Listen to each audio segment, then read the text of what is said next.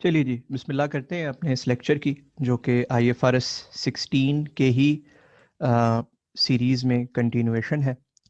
और IFRS 16 में आज तक मैंने आपको क्या बताया? मैंने आपको पहले IFRS 16 की बेसिक्स पढ़ाई, राइट?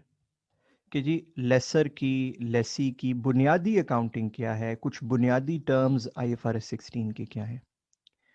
फिर मैंने आपके साथ डिस्कस की लेसी की चेंजेस, और बहुत सी चेंजेस आपने देखा होगा, मॉडिफिकेशंस हैं, चेंजेस इन एस्टीमेट्स हैं। फिर मैंने आपके साथ डिस्कस किया लेसर की चेंजेस, वो भी बहुत सी चेंजेस हैं।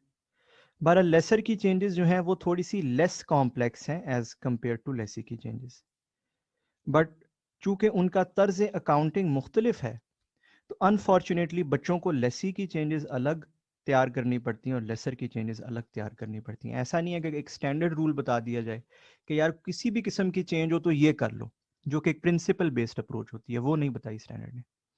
तकरीबन हर तरह की चेंज की अलग अकाउंटिंग बता दी, मर्जी है उसकी। अब जो चौथा एरिया मैं आपको कराने जा रहा हूं वो है sale and lease back. Sale and lease back के ऊपर हमारे 2 लेक्चर्स डेडिकेट होंगे। एक ये लेक्चर जिसमें मैं आपको सेल एंड लीज बैक की बेसिक्स बताऊंगा, और यहां तक तो एग्जाम में एग्जामिन भी हो चुका है। ठीक है, मैं आपको एक एग्जाम क्वेश्चन भी आज कराऊंगा विंटर 20 का, उसके अंदर भी एग्जामिन हुआ है, उसके भी एक पार्ट में एग्जामिन हुआ है। ठीक। फिर नेक्स्ट क्लास में इंशाल्लाह आपको बताए जाएंगे सेल एंड लीज बैक के ही एडवांस्ड कॉन्सेप्ट्स, जो कि फ्यूचर एग्जाम्स के लिए मेरे नज़दीक रेलिवेंट है। ज़ाहिर है जो चीज़ टेस्ट नहीं होती वो फ्यूचर एग्जाम्स के लिए रेलिवेंट होती है। ठीक। तो मैं आज की क्लास में इंशाल्लाह आपको सेल एंड लीज बैक के बेसिक कॉन्सेप्ट की आगाही दूंगा कि ये क्या होता है, कैसे अकाउंटिंग होती है। फिर मैं 2 छोटी छोटी बातें आपको बताऊंगा। एक है variable lease payments not link to index. आपको याद होगा मेरा लेक्चर जहां मैंने लीज पेमेंट्स को एक्सप्लेन किया था।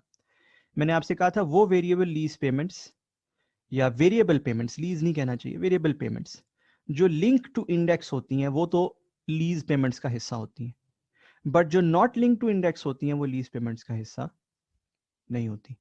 तो फिर अगर वो हिस्सा नहीं होती तो उनकी अकाउंटिंग क्या करते हैं? बहुत ही आसान है, इट्स जस्ट 2 मिनट्स कॉन्सेप्ट। इसी तरह मैं आपको एक और छोटा सा कॉन्सेप्ट कराऊंगा, substantive substitution rights of lessor का। ये भी 5 मिनट का कॉन्सेप्ट है, कोई बड़ा कॉन्सेप्ट नहीं है। ठीक है ना जी। और फिर इंशाल्लाह हम कंक्लूड करेंगे आज की class by solving winter 20 question 3 इंशाल्लाह। ठीक है, आइए जी इब्तदा करते हैं। सेल एंड लीज बैक का बेसिक कॉन्सेप्ट क्या है? What is the basic concept of sale and lease back?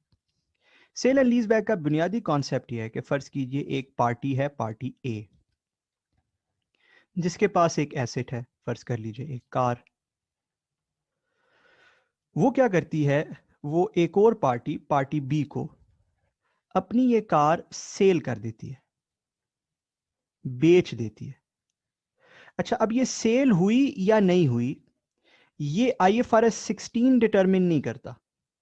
Cell के रेवेन्यू की अकाउंटिंग का कौन सा स्टैंडर्ड है जी? IFRS 15, right. मेरे जो लेक्चर्स का सीक्वेंस है उसमें मैं IFRS 15 प्रेफर करता हूं IFRS 16 से पहले पढ़ाना, बिकॉज कुछ कॉन्सेप्ट्स हैं IFRS 15 के जो 16 में लग रहे हैं। ठीक है, तो सेल जो है वो कौन डिटरमिन करता है? वो डिटरमिन करता है IFRS 15। अगर तो सेल हो गई है, जो कि बताएगा IFRS 15, और IFRS 15 में बुनियादी तौर पे सेल कब होती है? जब कोई परफॉर्मेंस ऑब्लिगेशन आउटस्टैंडिंग ना हो, परफॉर्मेंस ऑब्लिगेशन सेटिस्फाई हो जाए। ठीक है ना, in other words risks and rewards transfer हो जाए, परफॉर्मेंस ऑब्लिगेशंस सेटिस्फाई हो जाए और रिस्क्स एंड रिवॉर्ड्स ट्रांसफर हो जाए। ठीक है ना।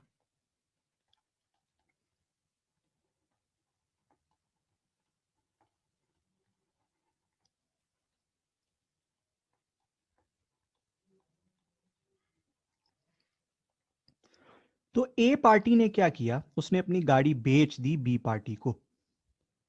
ठीक, but at the same time क्या किया, बी पार्टी से कहा कि ये गाड़ी मुझे लीज पर दे दीजिए, यही गाड़ी, सेम कार आप मुझे लीज पर दे दीजिए।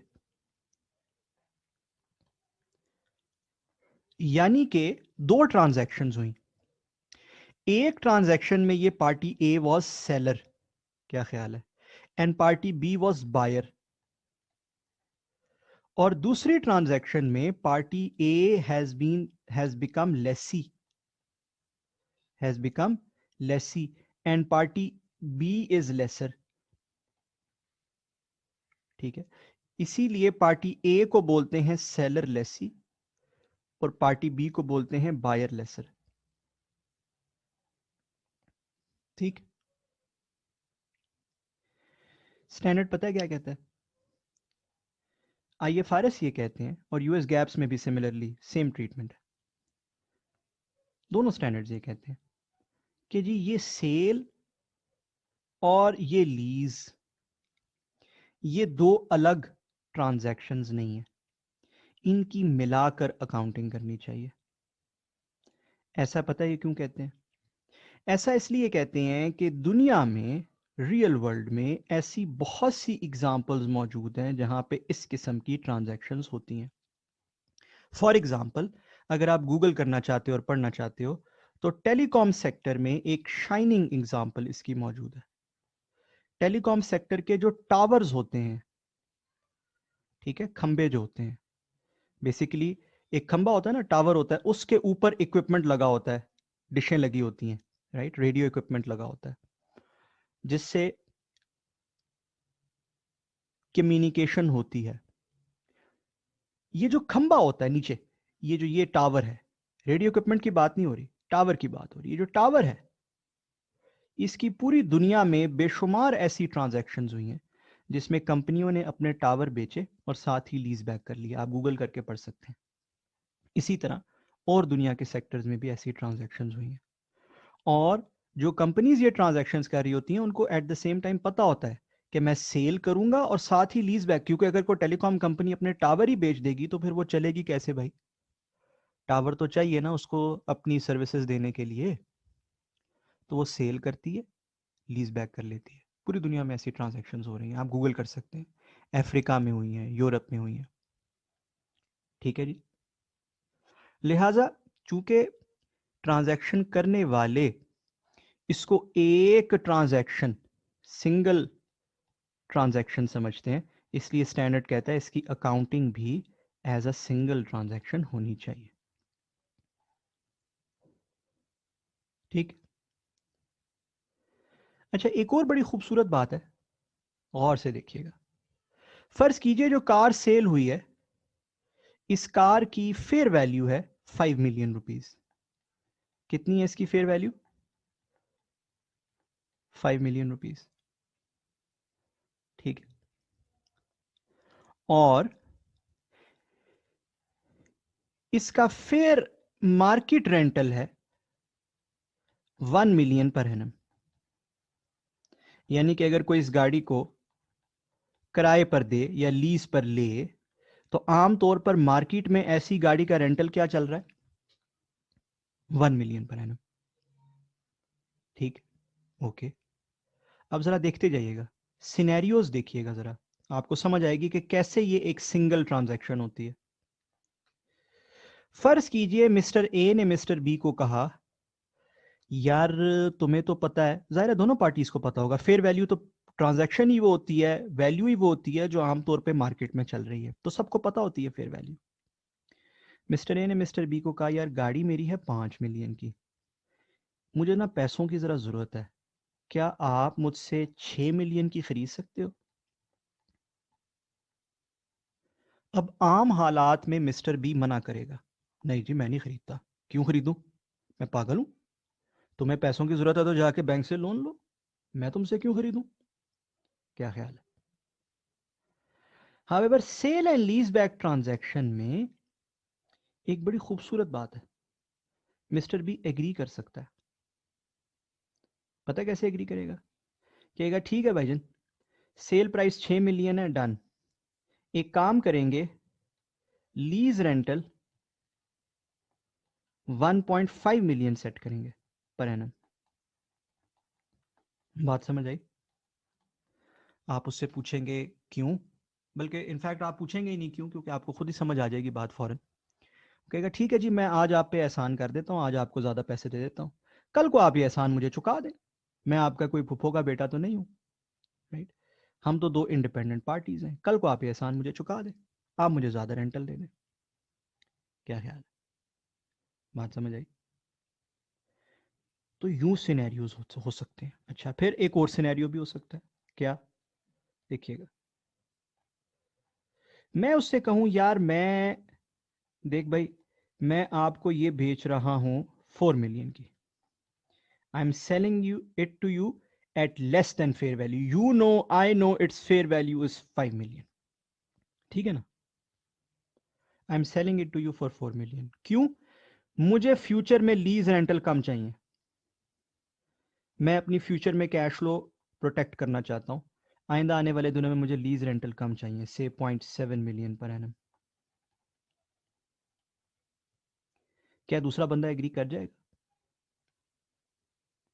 लाइकली है यस, कि वो एग्री कर जाएगा, कहेगा ठीक है, आज मैं आपको पैसे कम दे रहा हूं, फ्यूचर में मुझे आप पैसे कम देंगे। इसमें क्या हुआ है? इसमें अदर वे राउंड है। पहली ट्रांजैक्शन में क्या है?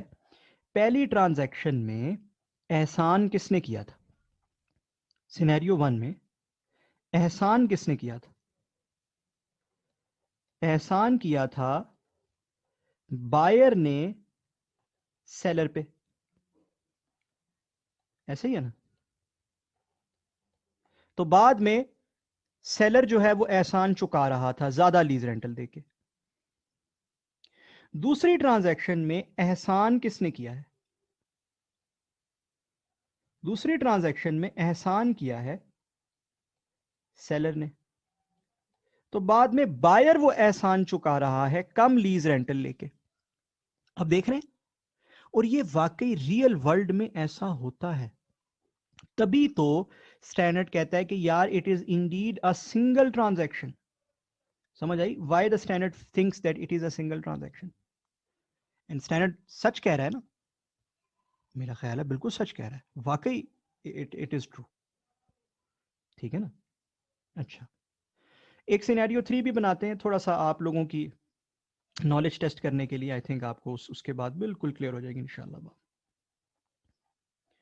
फर्ज कीजिए मैं उसे कहता हूं यार, ये मैं 5 मिलियन की आपको सेल करूंगा, क्या ख्याल है आप लोगों का, क्या लीज रेंटल वो मुझसे मांगेगा? वो मुझसे लाइकली है कि 1 मिलियन का रेंटल मांगे। वाई? बिकॉज ना मैंने उस पर कोई शुरू में एहसान किया, ना उसने मुझ पर, तो बाद में लीज रेंटल भी मार्केट बेस्ड होंगे, ठीक? आई होप ये तमाम चीज़ें आपको बिल्कुल आसान लगी हैं और समझ आ गई हैं कि यार what is this transaction and why is this considered a one transaction. एहसान हो सकता है बेचते वक्त, बायर सेलर पर कर दे, सेलर बायर पे कर दे, कुछ भी हो सकता है। आई hope this is very very clear.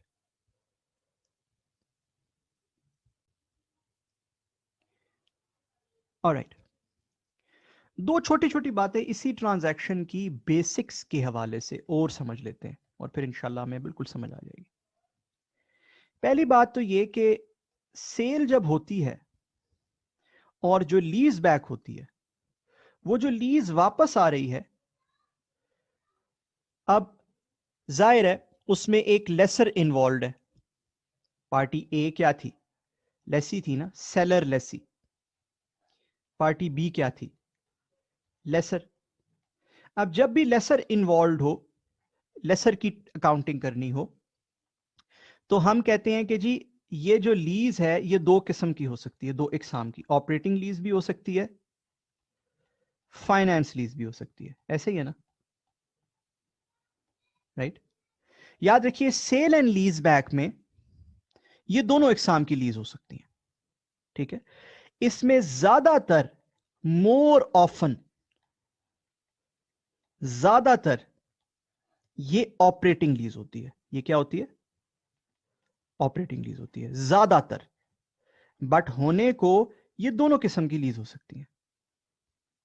For example, जो ए ने बी को गाड़ी दी, उसकी जिंदगी थी 5 ईयर्स, रिमेनिंग लाइफ थी 5 ईयर्स, और जो इसने वापस इसको लीज पे दी, उस लीज की टर्म भी है 5 ईयर्स।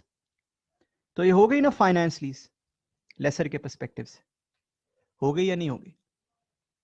बिल्कुल हो गई फाइनेंस लीज। हां, ज्यादातर ये ऑपरेटिंग लीज होती है, बट प्रैक्टिस में मैंने खुद देखा है कि ये फाइनेंस लीज भी हो सकती है। No worries. अच्छा, एसीसीए का एक बड़ा अजीब सा ओपिनियन है, अजीब सा नहीं कहना चाहिए, एक थोड़ा कंजर्वेटिव सा ओपिनियन है, that is the better word. इसके हवाले से उनका ये ख्याल है, उनका ये पब्लिश्ड व्यू है कि इसमें हाईली लाइकली है कि ये ऑपरेटिंग लीज ही हुआ करेगी। ठीक है, ज्यादा लाइकली है कि ये ऑपरेटिंग लीज ही हुआ करेगी, फाइनेंस लीज होने की प्रोबेबिलिटी बहुत ही कम है। ठीक है, ये उनका ख्याल है। हावेवर विद ड्यू रिस्पेक्ट, उनका ख्याल ठीक नहीं है, बिकॉज मैंने खुद प्रैक्टिस में रियल वर्ल्ड कंपनीज में sale and finance lease back देखी है, एक्सपीरियंस की है। ठीक है, दुनिया में बहुत सी मिसालें मौजूद हैं, और जो बड़ी बड़ी फर्म्स की अकाउंटिंग कमेंट्रीज हैं वो भी इस ख्याल से एग्री नहीं करती। ठीक है जी।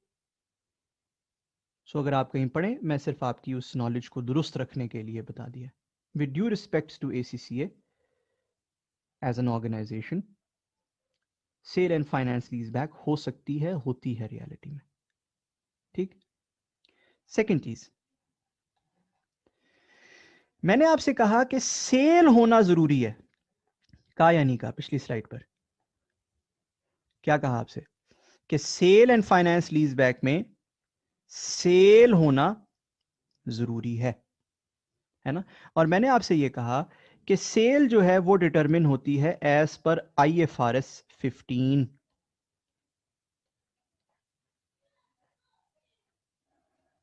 एज पर IFRS 15 सेल डिटरमिन होती है।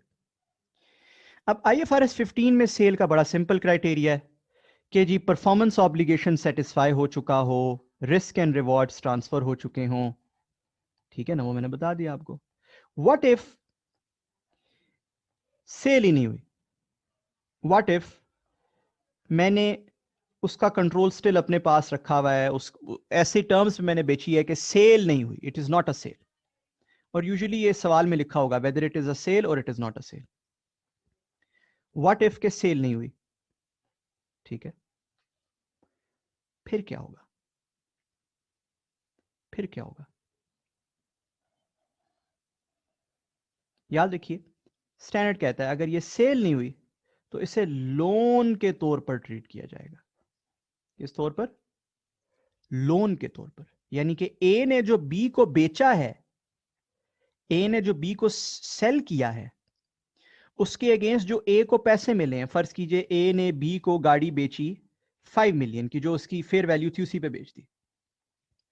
तो जो 5 मिलियन मिला है, पता उसको कैसे ट्रीट किया जाएगा? ए उसको कैसे रिकॉर्ड करेगा? ए उसे रिकॉर्ड करेगा as bank debit, amortized cost financial liability credit 5 million. And you know what do we mean by amortized cost financial liability? I hope आप सबने फाइनेंशियल इंस्ट्रूमेंट्स के मेरे लेक्चर्स लिए हैं। इसी तरह बी उसको रिकॉर्ड करेगा as amortized cost financial asset debit and bank credit. It is a loan. और बाद में जब उसकी 1 मिलियन का रेंटल आएगा ना, तो 1 मिलियन का रेंटल नहीं कहा जाएगा, उसे कहा जाएगा ये इंस्टॉलमेंट्स हैं लोन की इंस्टॉलमेंट्स होती है ना। इन अदर वर्ड्स, उसे IFRS 16 के तहत अकाउंट फॉर ही नहीं किया जाएगा, उसे अकाउंट फॉर किया जाएगा किस स्टैंडर्ड के तहत? अल मशहूर IFRS 9 के तहत। तो अगर आपको कभी एग्जामिनर ये कह देता है कि it is not a sale, तो IFRS 9 अप्लाई होगा। अगर वो कहता है इट इज अ सेल, फिर सेल एंड लीज बैक की जो डिटेल्ड अकाउंटिंग है वो अप्लाई होगी। आई होप ये भी आपको क्लियर है। यहां 1 मिनट पॉज कीजिए और तसल्ली से इसको डाइजेस्ट कीजिए। चलिए, आई होप आप सबने इसको देखा है। अब हम बढ़ते हैं, हमारे नोट्स में एग्जाम्पल 8 आ रही है जी। हमारे नोट्स में एग्जाम्पल 8 आ रही है, जो कि बाय द वे स्टैंडर्ड की इलिस्ट्रेटिव एग्जाम्पल का एक अमेंडेड वर्जन है। सेम वो नहीं है, अमेंडेड वर्जन है, ठीक है, स्टैंडर्ड के इलस्ट्रेटिव एग्जाम्पल का। आप सबसे गुजारिश है कि example 8 of IFRS 16 from your notes जल्दी से पढ़िए जी सब लोग, 1 मिनट यहाँ पॉज कीजिए और इसे पढ़िए प्लीज। अरे जी, आई होप आप सब ने इसको पढ़ा है तसल्ली से। क्या कहती है एग्जाम्पल, कहता है ए लिमिटेड ने सेल किया एक बिल्डिंग, ए लिमिटेड ने सेल किया एक बिल्डिंग बी लिमिटेड को for 2 million rupees paid in cash. So A को यहां रख लेते हैं, बी को यहां रख लेते हैं, बिल्डिंग को दरमियान में रख लेते हैं। सो उसने ये सेल कर दिया 2 मिलियन रुपीज का। Immediately before the transaction, the building is carried at rupees 1 million. So building की carrying amount क्या है? 1 million. So 1 million carrying amount थी, 2 million की सेल कर दी। अच्छा, आगे बढ़ते हैं। फिर क्या कहता है? कहता है at the same time A enters into a contract with B for the right to use the building with annual payments of rupees 120,000 payable at the end of each year. So at the same time उसने ये भी कहा कि यार मुझे इस building को lease पर दे दो, यानी कि सेल एंड लीज बैक हो गई। कहता है useful life of the building is 50 years and there are no additional performance obligations pending for A Limited under the transaction. इस जुमले का क्या मतलब हुआ? There are no additional performance obligations pending for A Limited under the transaction. इसका मतलब हुआ कि सेल हो गई है IFRS 15 के मुताबिक। बिल्कुल ठीक, अगर आप सब ने ये सोचा है तो बिल्कुल ठीक सोचा है, ठीक है। तो सेल हो गई है, इसका मतलब ये हकीकी सेल एंड लीज बैक की ट्रांजैक्शन है, ये कोई लोन वाली अकाउंटिंग नहीं होगी इसकी, हकीकी सेल एंड लीज बैक की ट्रांजैक्शन। ठीक, आगे बढ़ते हैं। कहता है the fair value of the building at the date of sale is 1.8 million and the interest rate implicit in the lease is 4.5%. Okay, देखिए सेल की है हमने 2 मिलियन की, जबकि फेयर वैल्यू है इसकी 1.8 मिलियन की। तो क्या बायर ने हम पर एहसान नहीं कर दिया? कर दिया ना बायर ने हम पर एहसान। और कितने का एहसान किया? एहसान किया 0.2 मिलियन का। क्या ये एहसान वो छोड़ देगा या आइंदा आने वाले दिनों में ये एहसान हमसे लेगा? बिल्कुल लेगा।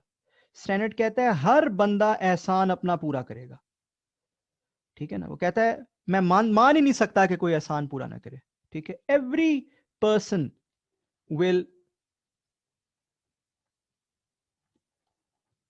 Get this back, get this favour returned, आप ये कह लें, ठीक है। तो बायर ने, बी ने हम पे एहसान किया और वो बाद में हमसे एहसान पूरा करेगा, छोड़ेगा नहीं हमें। कहता है prepare journal entries in the books for year 1 only, सिर्फ ईयर 1 के लिए, in the books of A limited and B limited, यानी दोनों की किताबों में, सेलर की भी बायर की भी। दो असम्पशंस पर, ए असम्पशन है कि 18 इयर्स लीज टर्म है और बी असम्पशन है कि 31 इयर्स लीज टर्म है।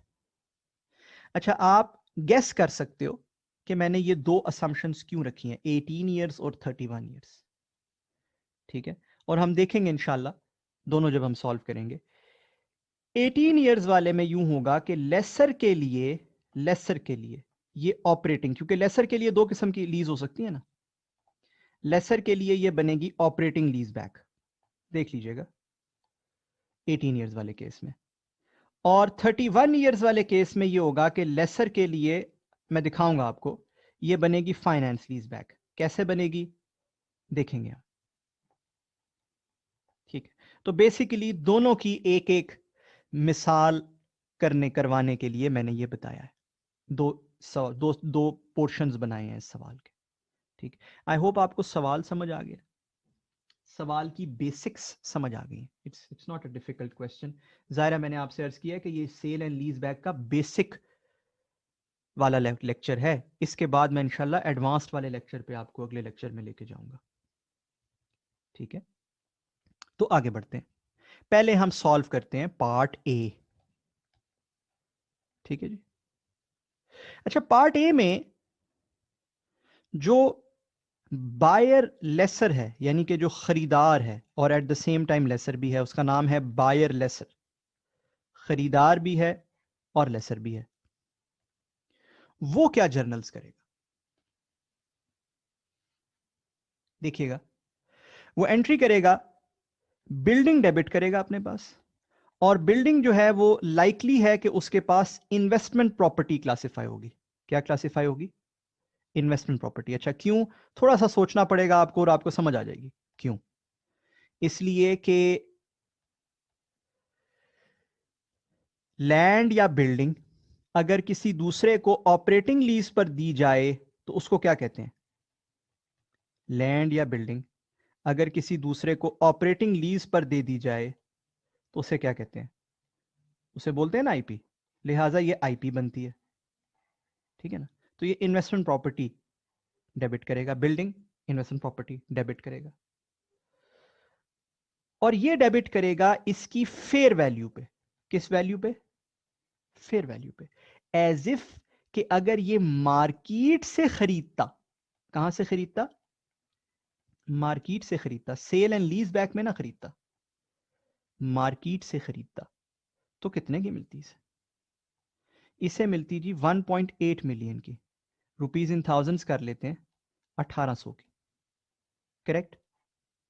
ये स्टैंडर्ड की रिक्वायरमेंट है। हालांकि असल में आप कहोगे यार असल में तो उसने 2000 की खरीदी है। एग्रीड। स्टैंडर्ड की रिक्वायरमेंट की एक बेसिक है जो मैं अभी आपको समझाऊंगा, देखिएगा। फिर बैंक क्रेडिट, ठीक। बैंक 2000 से क्रेडिट होगा, ऐसे ही है ना। बैंक कितने से क्रेडिट होगा? 2000 से क्रेडिट होगा, ठीक है ना जी। और साथ ही loan receivable which is an amortized cost financial asset, ACFA। ये नाम तो आपको रटा होगा, ACFA किसको बोलता हूं मैं, ठीक है ना। एमोटाइज्ड कॉस्ट फाइनेंशियल एसेट 200 का डेबिट। ये क्या है? ये वो एहसान है जो बायर ने सेलर पर किया है। क्या ख्याल है? ये वो एहसान है जो बायर ने सेलर पर किया है, और उस एहसान को कैसे दिखाया जा रहा है? एज अ लोन दिखाया जा रहा है, यानी कि ये उसने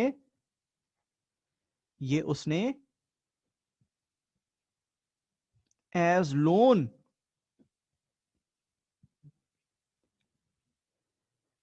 दिया है to the seller.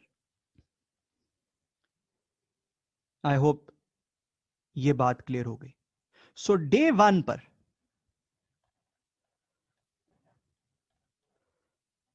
Buyer will record the asset at its fair value. At the same value अगर वो मार्केट से खरीदता तो उसको कितने का मिलता, और अगर उसने फेयर वैल्यू से ज्यादा अमाउंट पर फॉर एग्जांपल दे दिया है तो वो लोन रिसीवेबल रिकॉर्ड करेगा। यही अगर उसने फेयर वैल्यू से कम अमाउंट पर खरीदा होता तो वो लोन पेबल रिकॉर्ड करता। अगर उसने लेस देन फेयर वैल्यू खरीदा होता तो वो क्या रिकॉर्ड करता? Loan payable and amortized cost financial liability. इसका मतलब है दूसरी पार्टी ने उस पर एहसान किया। क्या ख्याल है? वो एग्जांपल्स भी करेंगे इंशाल्लाह, डोंट वरी, ठीक है ना। सो ये हो गई डे 1 पर बायर लेसर साहब की अकाउंटिंग। अच्छा, व्हाट अबाउट सेलर लेसी? उसकी डे 1 पर अकाउंटिंग क्या होगी? दोनों की अकाउंटिंग देखते हैं ना जरा। डे 1 पर वो क्या करेगा? आप जरा गौर से देखिएगा। मैं सबसे पहले तो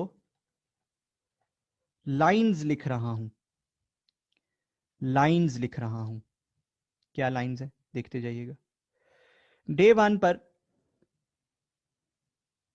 सेलर लेसी जो है वो अपने पास ROU एसेट रिकॉर्ड करेगा, हाँ या ना? ऑब्वियसली भाई, उसने ROU एसेट लीज लिया ना, तो रिकॉर्ड करेगा, ठीक है। अच्छा, डे 1 पर वो अपने पास बैंक रिकॉर्ड करेगा। पैसे मिले हैं ना उसे 2000, बिल्कुल रिकॉर्ड करेगा। डे वन पर वो एक लाइबिलिटी रिकॉर्ड करेगा, पैसे देने भी तो है ना उसने, लीज रेंटल नहीं देने, बिल्कुल रिकॉर्ड करेगा। डे वन पर वो बिल्डिंग जो कि लाइकली है कि उसके पास पीपीई के तौर पर होगी, ऐसे ही है ना, पीपी भी हो सकती है, आईपी भी हो सकती है, बट लाइकली हम समझ लेते हैं पीपी होगी, वो अपने पास क्रेडिट करेगा, ऐसे ही है ना। अब जरा देखिएगा गौर से, सबसे पहले मैं लिखने जा रहा हूं बैंक, जो कि आसान है, 2000 से डेबिट, आसान था। फिर मैं लिखने जा रहा हूं बिल्डिंग, अगेन आसान है, 1000 से क्रेडिट, दोनों दिए हुए हैं सवाल में, 2 मिलियन बैंक है और 1 मिलियन बिल्डिंग की कैरिंग अमाउंट है, देख लीजिए सवाल में दोनों दिए हुए हैं, इट इज एब्सोल्युटली इजी। फिर मैं एक वर्किंग करने जा रहा हूं, देखिएगा, जिसमें लाइबिलिटी बनाने जा रहा हूं मैं, देखिएगा, 1,20,000 सालाना देना है, 120,000, और 18 साल तक देना है, 1 माइनस 1.045, 4.5% रेट है ना, क्या लिखा है सवाल में, interest rate implicit in lease is 4.5%, और चूंकि लेसी का आईबीआर नहीं लिखा हुआ, आईबीआर यहां पर नहीं लिखा हुआ, इसका मतलब है इंटरेस्ट रेट इम्प्लिसिट इन लीज ही इस्तेमाल करना होगा, क्या ख्याल है ना। So interest rate implicit in lease is 4.5%, तो हम 4.5% इस्तेमाल करेंगे डिस्काउंटिंग के लिए 18 साल पे। तो यहां से हमारे पास लाइबिलिटी की वैल्यू बन जाएगी कि हमने लाइबिलिटी रिकॉर्ड कितनी करनी है, ये वैल्यू बनती है जी 1459, अगर आप बनाएंगे तो ये बनेगी 1459,000, जाहिर है ये रुपीज इन थाउजेंड्स हैं सारे, तो 1459,000। अब जरा एक बड़ी ही कीमती बात मेरी गौर से स्पेसिफिकली हमतनगोश होकर सुनिए, स्टैंडर्ड कहता है 1459, ठीक है लिखते हैं 1459,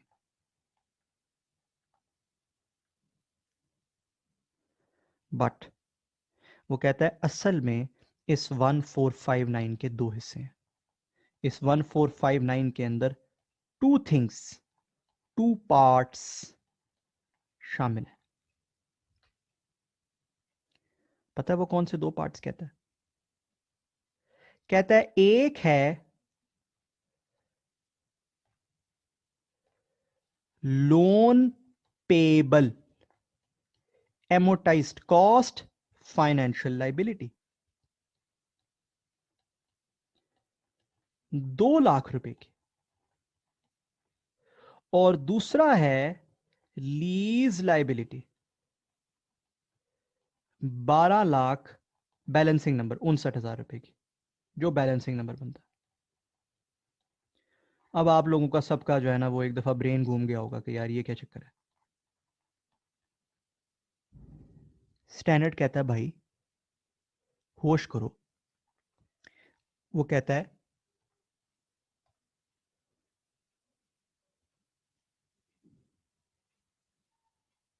अगर किसी बंदे ने आप पे एहसान किया है और आपको लोन दिया है और आपसे वो लोन रिसीवेबल बुक करके बैठा है, तो क्या आपकी बुक्स में लोन पेएबल नहीं आएगा, 100% आएगा।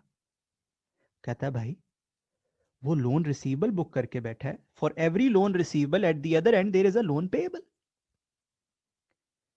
आपकी किताबों में लोन पेएबल आएगा। और जो लीज लाइबिलिटी है वो बैलेंसिंग नंबर है, जो बाकी बचता है वो लीज लाइबिलिटी। अच्छा अब आप मुझसे ये पूछ सकते हो, या आपके जहन में ये सवाल आ सकता है कि यार अगर ऐसे ही है, और ऐसे ही ऑब्वियसली स्टैंडर्ड ने ये बताया तो ये यूं ही है, और सही बताया मेरे नजदीक, स्टैंडर्ड ने बिल्कुल ठीक कहा है कि अगर ऐसे ही है भाई, तो इन दोनों को अलग अलग लाइंस में क्यों क्रेडिट नहीं करते? सेपरेट लाइंस में क्यों क्रेडिट नहीं किया? एक ही लाइन में डाला हुआ ना मैंने, सेपरेट लाइंस में क्यों क्रेडिट नहीं किया? एमोटाइज्ड कॉस्ट, फाइनेंशियल लायबिलिटी अलग और लीज लायबिलिटी अलग। इसका जवाब सब लोग गौर से, पूरी अटेंशन से सुनिएगा, क्योंकि अगर ये आप सुन लेंगे तो ये लेक्चर और इससे अगला लेक्चर दोनों में आपको हेल्प करेगा। गौर से सुनिएगा। अगर आपका दिल है तो बेशक आप इसे अलग कर लें। हाउएवर, स्टैंडर्ड ने खुद अपनी इलिस्ट्रेटिव एग्जाम्पल में इसको अलग कर कर नहीं दिखाया। स्टैंडर्ड की अपनी इलिस्ट्रेटिव एग्जाम्पल इसको अलग करके नहीं दिखाती, एक ही लाइन में दिखाती है। तो उससे क्या होता है? उससे हमें फायदा होता है एग्जाम में स्पेसिफिकली। वजह, अगर आप लोन पेबल अलग दिखाओगे और लीज लायबिलिटी अलग दिखाओगे, इन दोनों का टेबल बनता है। लीज लायबिलिटी का भी टेबल बनता है एज पर IFRS 16, लोन पेबल का भी टेबल बनता है एज पर IFRS 9। बनता है नहीं बनता? तो आपको दो टेबल बनाने पड़ेंगे, और अगर आप यूं करोगे तो आपको कितने टेबल बनाने पड़ेंगे? एक टेबल बनाना पड़ेगा। है ना फायदा एग्जाम में? एग्जाम में बहुत बड़ा फायदा है बच्चे, ये 5-10 मिनट का फायदा है। तो जब ये फायदा है तो हम इस फायदे को अवेल क्यों ना करें? हम क्यों अकाउंटिंग के हातिम ताई बने? कोई जरूरत नहीं। स्टैंडर्ड ने खुद अपनी इलिस्ट्रेटिव एग्जाम्पल में किया, और फिर एग्जामिनर के जो सॉल्यूशंस आए उन्होंने भी स्टैंडर्ड की इलिस्ट्रेटिव एग्जाम्पल को फॉलो किया। उन्होंने भी सेपरेट लाइंस में नहीं ट्रीट किया, उसे एक ही लाइन में ट्रीट किया। बेशक हमें मालूम है और स्टैंडर्ड खुद कहता है इसके अंदर दो चीजें शामिल हैं, बिल्कुल मालूम है हमें, ठीक है, but we keep it in a single line. सबसे पहले तो यहां पॉज कीजिए और इसे समझिए जी। ठीक है जी, आई होप आप सबने इसको समझ लिया। सो आप चाहे प्रैक्टिस में कर रहे हो, चाहे आप एग्जाम में कर रहे हो, आप इसे इकट्ठा करके शो कर सकते हैं। ठीक है जी। अच्छा, अब एक ही चीज रह गई है जो हमने कैलकुलेट नहीं की। वो क्या है? वो है राइट ऑफ यूज एसेट। वो क्या है? वो है राइट ऑफ यूज एसेट, और इसकी कैलकुलेशन भी मुश्किल है, लिहाजा आप लोगों ने बड़े अटेंटिवली इसको देखना है। ठीक, अगली स्लाइड पे इसको कैलकुलेट करते हैं। स्टैंडर्ड कहता है राइट ऑफ यूज एसेट की कैरिंग अमाउंट होगी existing carrying amount of asset, जो भी मौजूदा carrying amount,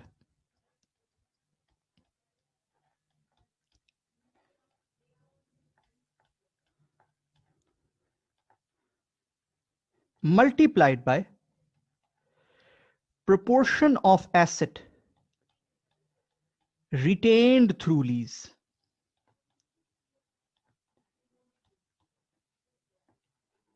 retained through lease।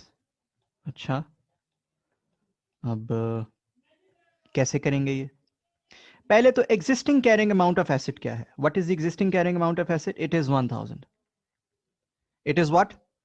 1000, 1 million rupees, multiplied by proportion of asset retained through lease. ये कैसे बनाते हैं? मुश्किल नहीं है, मुश्किल बिल्कुल भी नहीं है। आप डिनोमिनेटर में रखते हैं फेयर वैल्यू ऑफ एसेट को, और न्यूमिरेटर में रखते हैं present value of lease payments को।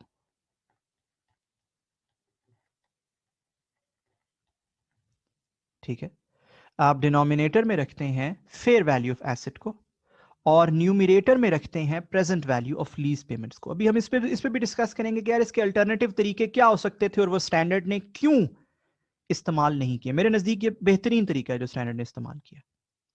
ठीक, अच्छा, what is the fair value of asset? This is given in question. It is 1800। What is the present value of lease payments? We have already calculated it. It is 1259. अब जरा गौर से सुनना है, because आपका brain थोड़ा सा twist होगा अभी. अगर किसी के ज़हन में भी आ रहा है 1459 निकाला था, तो नहीं भाई नहीं. 1459 में तो 200 लोन से रिलेट करता था. असल में क्या है 1259 लीज से क्या रिलेट करता है 1259. ठीक है ना जी. इसका मतलब ये हुआ कि 1259 डिवाइडेड बाय 1800 क्या परसेंटेज बनती है जी. व्हाट इज द परसेंटेज या प्रोपोर्शन ऑफ एसेट रिटेन्ड. तकरीबन 70% बन जाता है. क्या ख्याल है 1259 डिवाइडेड बाय 1800 इज 70%, है ना. जवाब आता है 700. आरओयू एसेट कितने पे रिकॉर्ड किया जाएगा 700 पे. ठीक है. लगे हाथों में आपको दो बड़ी छोटी छोटी चीजें बता दूं जिससे आपको क्लियर हो जाएगा कि स्टैंडर्ड सेटर्स ने ऐसा क्यों कहा. पहले तो यह कि स्टैंडर्ड सेटर ने existing carrying amount into proportion का फॉर्मूला क्यों दिया. उन्होंने ऐसा इसलिए दिया, गौर से सुनिएगा. उन्होंने कहा यार आम तौर पे तो जितनी लाइबिलिटी होती है, जितनी लीज लाइबिलिटी होती है ना, ये लीज लाइबिलिटी 1259 है, उतना ही आरओयू एसेट होता है. क्या ख्याल है ना. 1259 आमतौर पे तो यूं होता है. उन्होंने कहा यार सेल एंड लीज बैक में यूं नहीं करना चाहिए. नो. क्यों नहीं करना चाहिए. उन्होंने कहा यार अभी जो हमने एसेट बेचा है वो 1000 का था और वो 50 साल का एसेट था हमारे पास, और हमने उसकी सिर्फ ऑपरेटिंग लीज वापस ली है, यानी कि थोड़े से अरसे के लिए. लेसी के लिए कोई ऑपरेटिंग लीज तो होती तो नहीं है, थोड़े से अरसे के लिए हमने उसको वापस लिया है, और ये 1259 का हो जाए. ऐसा कैसे, ये तो जुल्म है, ये तो गलत है. एक बड़ी चीज 50 साला चीज मेरे पास कितने की थी 1000 की, और उसके अगेंस्ट एक 18 साला चीज मेरे पास आती है 1260 की. क्या यह गलत नहीं है. स्टैंडर्ड ने कहा बिल्कुल गलत है. ऐसे तो कंपनीज अपने एसेट्स को ओवरस्टेट करने लगेंगी. तो स्टैंडर्ड ने कहा नहीं यार ये तो नहीं हम कर सकते. हाँ ये करते हैं कि मौजूदा जो कैरिंग अमाउंट है उसी की बेसिस पर एसेट को मेजर किया जाएगा, देखा जाएगा कि कितना प्रोपोर्शन हमारे पास रह गया. तो आई होप पहली बात तो आपको समझ आ गई होगी, है ना. आसान. ठीक है. फिर एक और चीज आपके जहन में आएगी, वो क्या आई होगी. आई होगी कि यार ये जो प्रोपोर्शन है ये इस फॉर्मूले से क्यों बनाया है. हम ये प्रोपोर्शन यूं भी तो देख सकते थे कि 18 साल डिवाइडेड बाय 50 साल इज इक्वल टू तकरीबन 36% बनता है. ऐसे भी तो देख सकते थे. आई या नहीं आई आपके जहन में जरा चीज ये वाली. पॉज कीजिए, सोचिए, आई क्या आपके जहन में ये चीज. स्टैंडर्ड ने इस लॉजिक को अप्लाई नहीं किया. उन्होंने इसलिए नहीं किया, इसका बहुत सिंपल नोशन है, बहुत सिंपल रीजन है. उन्होंने इसलिए नहीं किया कि यूजुअली करीब के साल दूर के सालों से प्रेजेंट वैल्यू टर्म्स में ज्यादा वैल्यूबल होते हैं. ऐसा है या नहीं. यानी कि अगर मैं आपसे कहूं कि यार आपको 100 रुपया ईयर 1 के एंड पे दूंगा, या कहूं 100 रुपया ईयर 20 के एंड पर दूंगा, तो आप बीइंग अ फाइनेंस पर्सन क्या प्रेफर करेंगे 100 रुपया ईयर 1 के एंड पे. इसका मतलब है वही 100 रुपया करीब के सालों में ज्यादा वैल्यूबल है दूर के सालों की निस्बत. तो ये 18 साल जो पहले 18 साल है ये एक्चुअली 36% नहीं बनते. ये 50 साल का 36% नहीं बनते, ये ज्यादा बनते हैं. तो उसका एहसास उस कैलकुलेशन को कैसे किया जा सकता है यूजिंग प्रेजेंट वैल्यूज. तो लिहाजा स्टैंडर्ड ने 70% बना लिया. आई होप आपको ये बात भी समझ आ गई, कोई ऐसी मुश्किल बात नहीं है. करीब के साल पहले 18 साल और उससे अगले 18 साल फॉर एग्जाम्पल वो दोनों बराबर नहीं है. क्यों. क्योंकि पहले 18 साल करीब के हैं उनके जो इकोनॉमिक बेनिफिट्स हैं उनका ज्यादा प्रेजेंट वैल्यू टर्म्स में फायदा है। ठीक है ना जी। तो स्टैंडर्ड ने ये लॉजिक यूज की, तो स्टैंडर्ड ने बना लिया ROU एसेट 700 का। अब ये एंट्री आपकी अक्सर बैलेंस नहीं होगी, अक्सर, कभी कभी हो भी जाएगी, बट अक्सर ये एंट्री बैलेंस नहीं होगी। और इसमें एक बैलेंसिंग नंबर निकलेगा, ठीक है ना जी, एक बैलेंसिंग नंबर निकलेगा जो कि यहां पर क्रेडिट साइड पर निकलता है जी, P&L में गेन, इसको बोलेंगे gain on sale and lease back, S&LB कह दें आप, sale and lease back, gain on sale and lease back 241 का। ठीक है जी। तो आप देखिए कैसे सेलर लेसी ने एक ही ट्रांजैक्शन में सेल को भी, क्योंकि ये वन ट्रांजैक्शन समझता है स्टैंडर्ड, सेल को भी बुक किया है और लीज को भी बुक किया है। देखा आपने, है ना, ऐसे एक ही ट्रांजैक्शन में बुक किया है। आई होप ये बात आपको समझ आ गई है।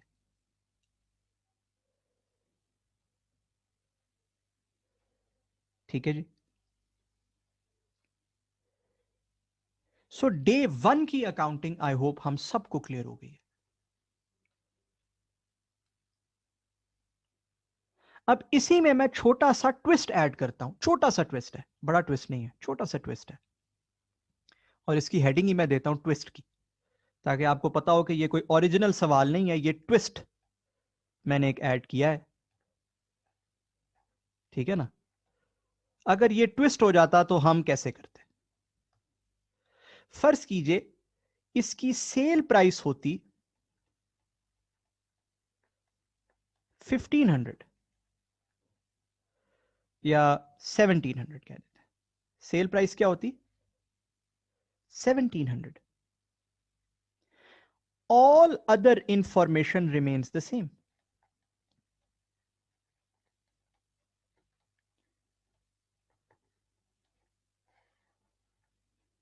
Sale price is 1700. All other information is the same. अच्छा, अब क्या करें? बड़ा सादा है। बात कर लेते हैं बायर लेसर भाईजन की। बायर लेसर का तो हमें पता है, उसने तो ये एसेट अपने पास फेयर वैल्यू पे रिकॉग्नाइज करना है, जो कि बनता है क्या? बिल्डिंग, इन्वेस्टमेंट प्रॉपर्टी, वो रिकॉग्नाइज करेगा इसे 1800 पे। अब वो पे कर रहा है इसके लिए 1700, बैंक क्रेडिट हो रहा होगा 1700 से, तो वो साथ क्या रिकॉग्नाइज करेगा? Loan payable, amortized cost, financial liability 100 की। कुछ समझ आई कहानी? ऐसा है या नहीं? वजह, वजह यह है कि यहां पर बायर ने सेलर पर एहसान नहीं किया, यहां पर सेलर ने, मैं रोमन में लिख रहा हूं, बायर पे एहसान किया है। रोमन, रोमन उर्दू में लिखा है, ठीक है ना। सेलर ने बायर पे एहसान किया है। आई होप ये बात आपको समझ आ रही है।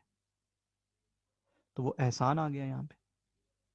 अच्छा जी, ओके, हम कहते हैं ठीक है, समझ आ गई, इसने अपने पास एक लाइबिलिटी रिकॉग्नाइज कर ली। Okay fine.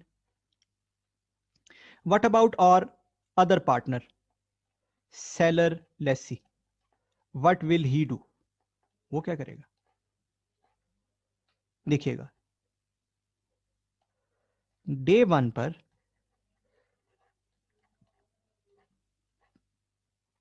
वो जर्नल करेगा again ROU asset, bank, liability,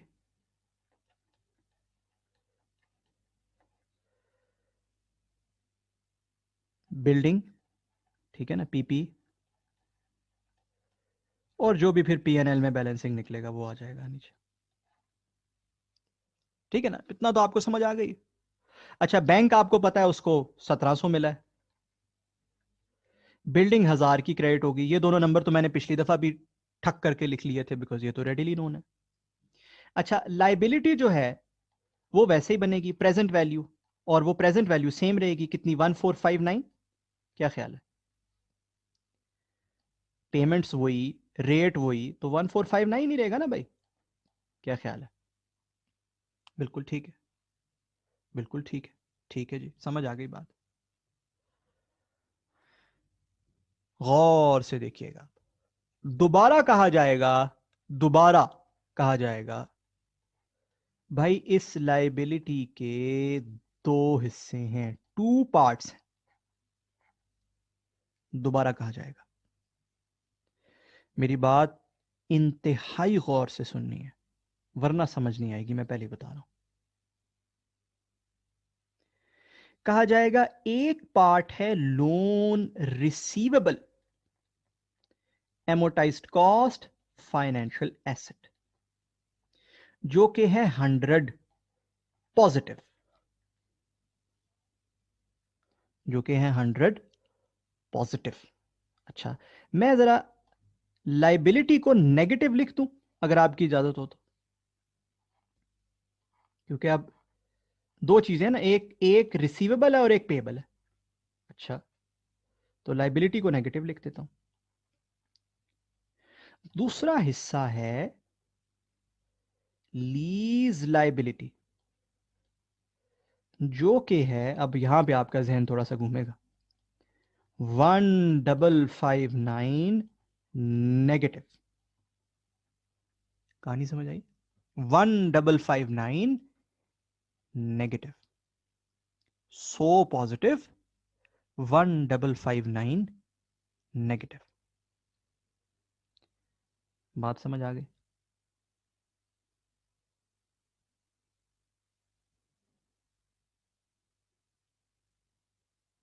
good.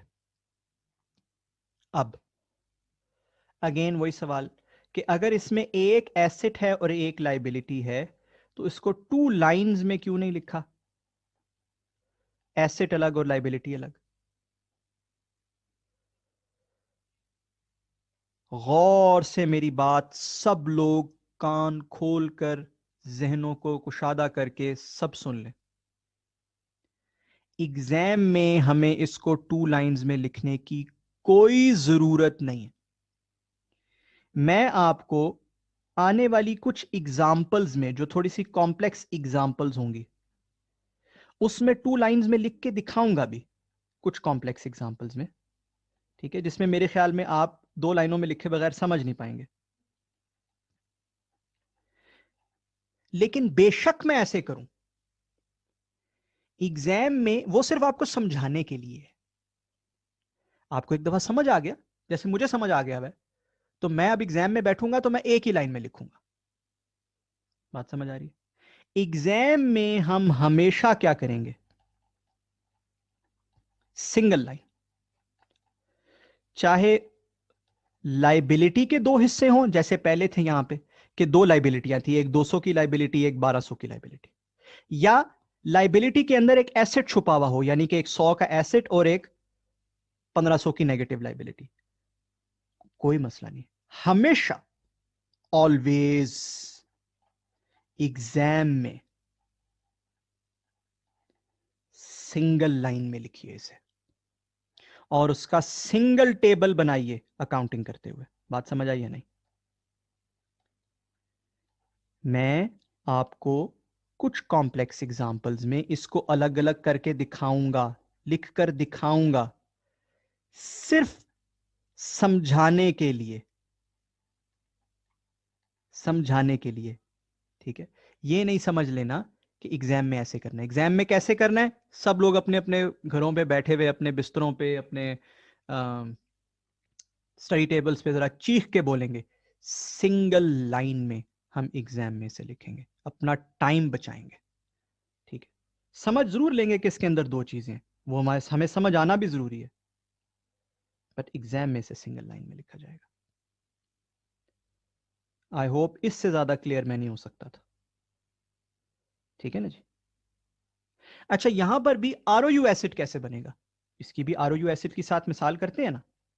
ये जो ट्विस्ट है, इसके अंदर भी आरओयू एसिड तो बनाते हैं ना, कैसे बनेगा? आरओयू एसिड का फॉर्मूला वही, क्या? Existing carrying amount multiplied by proportion retained, existing CA लिख रहा हूं, सीए से मुराद कैरिंग अमाउंट, ठीक है ना जी, multiplied by proportion retained through lease, proportion of asset retained through lease. By the way एक मजे की बात बताता हूं, ये फॉर्मूला ना आपको कहीं किताबों में मिलेगा ना स्टैंडर्ड में एज अ फॉर्मूला लिखा मिलेगा, बट स्टैंडर्ड के आप 2-3 पैराग्राफ मिल के पढ़ेंगे और उसके इलस्ट्रेटिव एग्जांपल देखेंगे तो आपको न समझ आएगी कि अच्छा यार इन सब का अंग्रेजियों का मतलब यही फॉर्मूला है, ठीक है। तो मैं चीजें आपको सिंप्लीफाई कर करके पढ़ाता हूं, ठीक है। What is the existing carrying amount of the asset? Existing carrying amount is 1000. What is the proportion retained through lease? वही formula. PV of lease payments divided by fair value of asset. Now fair value of asset is 1800. And what is the PV of lease payments? It is 1559. It is 1559. अब मुझे ना कुछ बच्चे कहते होते हैं, अक्सर जब मैं ये टॉपिक इस तरह से कराता हूँ, स्पेसिफिकली जब लाइव क्लासेस में इस तरह से कराता हूँ जो फिजिकल क्लासेस होती हैं, सो बच्चे कहते होते हैं कि यार अगर आप यही कहते हो कि यार ये तो अलग अलग दिखाने की जरूरत नहीं है, इसको सेम लाइन में दिखाएं, तो वो कहते होते हैं यार ये आप हमें तोड़ के फिर क्यों बताते हो, भी हमें कंफ्यूज करते हो। तो मैं उनको बताता हूँ कि भाई ये तोड़ कर दिखाने की दो बहुत बड़े कॉन्सिक्वेंसेस हैं। ये नॉलेज अगर आपके पास ना हो तो आप दो बहुत बड़ी चीजें कंप्यूट ही नहीं कर सकते। उसमें से पहली चीज है ये ROU एसेट। अगर हमें ये ना पता हो कि उस 1459 में 100 एसेट है और 1559 लीज, तो क्या हम ये ROU एसेट कंप्यूट कर सकते थे? नहीं कर सकते थे। ये पहली चीज है। एक सेकंड चीज भी है, वो बताऊंगा अभी थोड़ी देर में। ये फर्स्ट चीज है जो इसके बगैर नहीं होती। एक सेकंड चीज भी है जो थोड़ी देर में भी पता चलेगी हमें, राइट। सो ये बनता है 86.6%, ये बनता है तकरीबन 866। सो हमारा ROU एसेट बनता तकरीबन 866 का, ठीक है ना। और बैलेंसिंग हमारे पास आ जाता PNL में, PNL में हमारे पास आता तकरीबन 107 का गेन, ठीक। तो आई होप आपको इस ट्विस्ट के साथ भी ये बात समझ आ गई, एंड आई होप कि आपको ये बात बिल्कुल जहन में क्लियर है कि हमेशा एग्जाम में चाहे ये नेगेटिव पॉजिटिव हो या दोनों नेगेटिव नेगेटिव, यानी कि दोनों लाइबिलिटी साइड हो या एक पॉजिटिव एक नेगेटिव हो, हमेशा एग्जाम में इसको सिंगल लाइन में करना है। मैं आपको कुछ कॉम्प्लेक्स एग्जांपल्स में समझाने के लिए सिर्फ 2 लाइनों में दिखा भी दूं तो आपने उसको कोई बाइबल मान के फॉलो नहीं करना। चीजें समझाना और होता है और एग्जाम में टाइम बचाना और होता है। एग्जाम में हमेशा सिंगल लाइन और हमेशा सिंगल टेबल, ऑलवेज, ठीक है जी। यहां पर 1 मिनट का पॉज कीजिए और इसको अपने जहन में कैप्चर कीजिए, और ये भी समझ लीजिए कि अब जब हम पॉज के बाद आप आगे बढ़ते हैं तो फिर ये ट्विस्ट नहीं पाड़ रहे होंगे, हम वापस ओरिजिनल सवाल पर आ जाएंगे, ठीक है। क्लियर कीजिए जिसे अपने ब्रेन में। चलिए जी, उम्मीद है आप सबने इसको तसल्ली से देखा है, समझा है अच्छी तरीके से। ऑलराइट, आगे बढ़ते हैं। अब हम ओरिजिनल क्वेश्चन की तरफ वापस जाते हैं जी, और हम देखते हैं सबसीक्वेंट अकाउंटिंग क्या होगी। देखिए हमने डे 1 की अकाउंटिंग तो देख ली ना। ओरिजिनल क्वेश्चन के पार्ट ए में सबसीक्वेंट अकाउंटिंग क्या होगी, चेक कर लेते हैं। सबसीक्वेंट अकाउंटिंग कुछ इस तरीके से होगी जी। क्या? सबसे पहले बायर लेसर साहब क्या करेंगे? देखिए, बायर लेसर ने वो जो बिल्डिंग उसके पास आई है बाद में वो किस लीज पर दी है? वो दी है ऑपरेटिंग लीज पर। अच्छा, क्यों ऑपरेटिंग लीज है ये भी समझ लेते हैं। ऑपरेटिंग लीज की या फाइनेंस लीज की जो कुछ शराइत होती हैं, यानी कि यूजफुल लाइफ का मेजर पोर्शन हो, होती है ना एक शर्त क्या वो शर्त पूरी हो रही है? नहीं जी, 18 ईयर्स और 50 ईयर्स वो वाली शर्त तो पूरी नहीं हो रही। फिर दूसरा, जो प्रेजेंट वैल्यू हो लीज पेमेंट्स की वो फेयर वैल्यू के बराबर हो तकरीबन, ये भी एक शर्त होती है ना। ठीक है, क्या वो शर्त पूरी हो रही है? वो भी पूरी नहीं हो रही। Present value of lease payments is 1259 और फेयर वैल्यू इज 1800। ये दोनों बराबर तो नहीं है, करीब करीब भी नहीं है जी, बहुत दूर है, काफी बड़ा फासला है ना। तो लिहाजा ये ऑपरेटिंग लीज बनती है। अच्छा, ऑपरेटिंग लीज बनती है तो लेसर साहब को सालाना बेसिस पर, आपको पता है ऑपरेटिंग लीज में एक एंट्री बुक करनी होती है। क्या वो एंट्री करेगा? Bank to income operating lease के लिए। क्या ख्याल है ना? अब एक बात बड़े गौर से सुनिएगा मेरी, लेसर को सालाना बैंक रिसीव कितना हो रहा है? लेसर को जो सालाना बैंक रिसीव हो रहा है वो हो रहा है 120 का।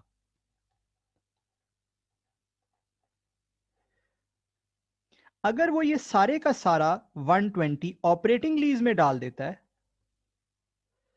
तो वो जो उसका एमोटाइज्ड कॉस्ट फाइनेंशियल एसेट पड़ा हुआ है उसका क्या करेगा भाई? एमोटाइज्ड कॉस्ट फाइनेंशियल एसेट को भी तो उसने जीरो करना है, उसकी भी तो रिकवरी करनी है। इसका मतलब इस 120 को उसे दो हिस्सों में तोड़ना पड़ेगा, दो हिस्सों में तोड़ना पड़ेगा। कौन से दो हिस्से? एक जो उसे लीज के अगेंस्ट रिकवरी हो रही है और दूसरी जो उसे एमोटाइज्ड कॉस्ट फाइनेंशियल एसेट के अगेंस्ट रिकवरी हो रही है। ये जो इसकी रिकवरी है इसको वो दो हिस्सों में तोड़ेगा। बात समझ आ रही है? जो उसका एहसान उसने किया था वो चुका रहा है बंदा और दूसरा लीज के अगेंस्ट पैसे दे रहा है। अच्छा, अब इसको कैसे तोड़ेगा जी वो? बहुत आसान है। लीज की प्रेजेंट वैल्यू क्या बनती थी? लीज की प्रेजेंट वैल्यू बनती थी 1259। एमोटाइज्ड कॉस्ट फाइनेंशियल एसेट की प्रेजेंट वैल्यू बनती थी 200 और टोटल बनता था 1459। ऐसे ही। अब अगर परसेंटेज पर इसके वेट्स हमने बना लिए हैं, इसकी परसेंटेज बनाई जाए तो कैसे बनेगी? 1259 डिवाइडेड बाय 1459, एक परसेंटेज आ जाएगी ना हमारे पास, एक वेट आ जाएगा ना हमारे पास। क्या ख्याल है? इसी तरह 200 डिवाइडेड बाय 1459, एक वेट आ जाएगा हमारे पास। ऐसा है या नहीं? करेक्ट। तो वेट्स इसके क्या बनते हैं जी? इसके वेट्स बनते हैं जी 87% या 86% एंड 14%। 86% एंड 14%। तो आप क्या करेंगे? आप लीज पेमेंट को इसी में तोड़ लेंगे। 120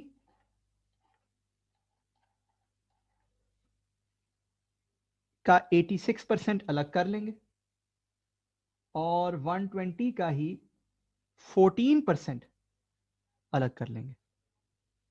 आई होप आपको ये बात समझ आई। 120 का 86% आप कहेंगे जी ये लीज के अगेंस्ट है जो कि बनता है तकरीबन 103। ठीक है ना? और 120 का ही 14% आप अलग कर लेंगे जो कि बनता है 17। ठीक है, ओके, समझ आ गई बात। इसका मतलब है मैं क्या करूंगा? मैं बैंक टू इनकम की हर साल एंट्री करूंगा 103। ओके, बाकी 17 का क्या करूंगा? बाकी 17 का क्या करूंगा? बाकी 17 का मैं ये करूंगा, देखिएगा जरा, मैं एक टेबल बनाऊंगा। एमोटाइज्ड कॉस्ट फाइनेंशियल एसेट की अकाउंटिंग क्या होती है आपको पता है ना? एक टेबल बनता है, उसमें मैं लिखूंगा year 1 Opening balance of my loan receivable is 200. Interest at 4.5%. Amortized cost financial asset की अकाउंटिंग के हम एक्सपर्ट हैं, हमें पता है वो क्या होती है, 4.5%. ठीक है ना जी, which is 9. Bank, which is 17. And closing balance, which is 192. बात समझ आ रही? अब अगर आप मुझसे ये पूछो कि यार इस 200 का जो ओपनिंग बैलेंस है, क्या ये ऑलरेडी इसकी एंट्री हो चुकी है, कि ये ऑलरेडी रिकॉग्नाइज हो चुका है? बिल्कुल हो चुका है, जो हमने पहली एंट्री की थी बायर लेसर वाली, उसमें ये रिकॉर्ड हो चुका है. अच्छा, फिर अगर आप मुझसे ये पूछो कि इस 9 की क्या एंट्री होती है, तो मैं आपसे कहूंगा यार IFRS 9 पूरा इसी में गुजरा है हमारा, है ना. इसकी एंट्री होगी amortized cost financial asset debit, P&L interest income, P&L credit. इस 17 की क्या एंट्री होती है? वही bank debit, amortized cost financial asset credit. ऐसा है या नहीं? करेक्ट है ना. और मजे की बात क्या, मजे की बात यह कि जब आप इस टेबल को ड्रैग करोगे ना 18वें साल तक, जब आप इस टेबल को ड्रैग करोगे 18वें साल तक, तो ये बैलेंस ऑटोमेटिक क्या हो जाएगा? 0. 18 साल का है ना हमारा टोटल रिसीवेबल. कितने ईयर्स हैं टोटल हमारे? 18 ईयर्स. तो जब 18th ईयर तक आप इसे ड्रैग करोगे टेबल को, तो ये 0 हो जाएगा. आप लोग करके देखिए,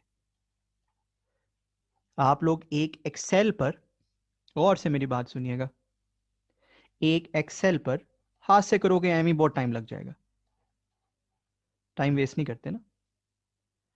एक एक्सेल पर पहले तो ये नंबर्स बिल्कुल ठीक ठीक लिख लेना, बिकॉज ये नंबर्स राउंडेड है ना. 86 point something percent, 13 point something percent आता है, तो हमने ये राउंड किया है. राउंडेड नंबर्स मत लिखिएगा, ठीक है ना. इसको बिल्कुल ठीक ठीक लिखिएगा.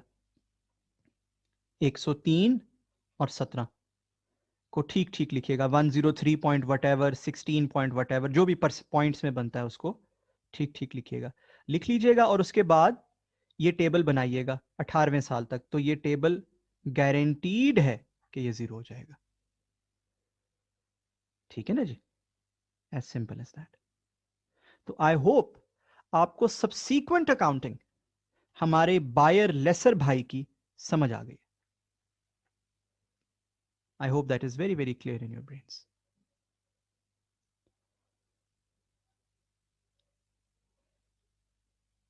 ठीक है, ओके फाइन. अब हम अपने सेलर लेसी साहब की सबसीक्वेंट अकाउंटिंग को देख लेते हैं. सबसीक्वेंट अकाउंटिंग किसकी? सेलर लेसी साहब की. अब सेलर लेसी साहब के पास दो चीजें हैं जिनकी अकाउंटिंग करनी है, उसने सबसीक्वेंट अकाउंटिंग करनी है. एक है उसके पास ROU एसेट, ऐसे ही है 700 का. अब वो उसकी क्या अकाउंटिंग करेगा? वो उसे डेप्रीसिएट करेगा over 18 years, as simple as that. बस that's it. Depreciate over 18 years. बस इससे ज्यादा मतलब आसान क्या हो सकता था? सालाना डेप्रीसिएशन क्या बनेगी? 700 डिवाइडेड बाय 18, जो भी जवाब आता है, दैट विल बी दी सालाना depreciation, as simple as that. ठीक. ROU एसेट ऑटोमेटिकली 0 हो जाएगा. ठीक, ले जी, इससे आसान क्या हो सकता है? अच्छा, व्हाट अबाउट द लाइबिलिटी? एक लाइबिलिटी भी तो है ना उसके पास. और बाय द वे, उस लाइबिलिटी में दो चीजें शामिल हैं. वी नो कि उसमें टू पार्ट्स हैं, बट हमने उसकी एंट्री भी सेम की है और उसका टेबल भी 1 बनाने जा रहे हैं. एंट्री भी 1 की है और एक टेबल बनाने जा रहे हैं. ठीक है ना. हम स्टैंडर्ड की उस एग्जाम्पल और स्टैंडर्ड की जो रूम स्टैंडर्ड ने हमें दिया उसका फायदा उठाने जा रहे हैं। अच्छा, कैसे बनेगा वो टेबल? बहुत ही आसान। ईयर लिखेंगे 1, ओपनिंग बैलेंस लिखेंगे 1459, इंटरेस्ट लिखेंगे 4.5% पे, 1459 इंटू 4.5%। ठीक है जी, यहां से हमारे पास इंटरेस्ट बनेगा। बैंक 120 नेगेटिव, और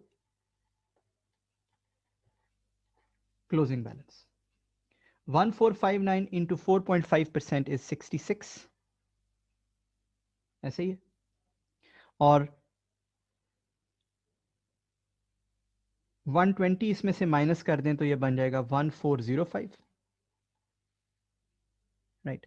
अब आप मुझसे पूछोगे यार ये 1459 की एंट्री हुई भी ऑलरेडी? बिल्कुल हुई भी है।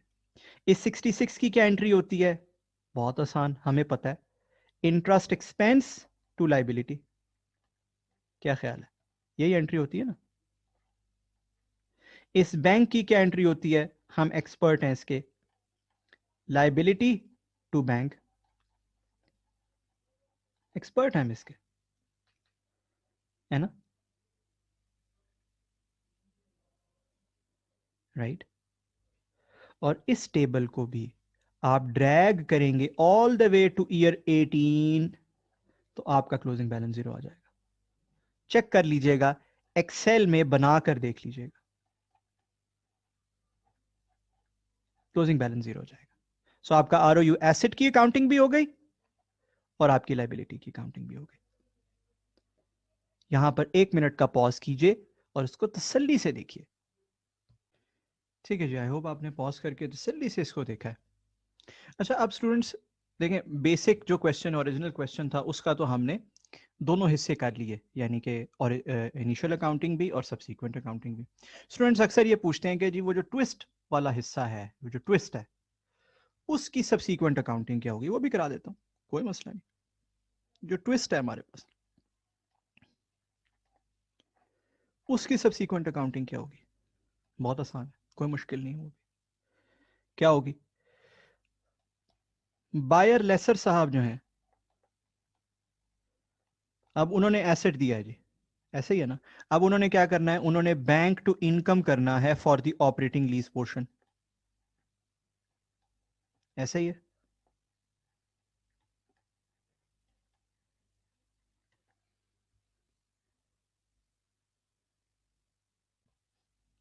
राइट, बैंक टू इनकम करना है for the operating lease portion,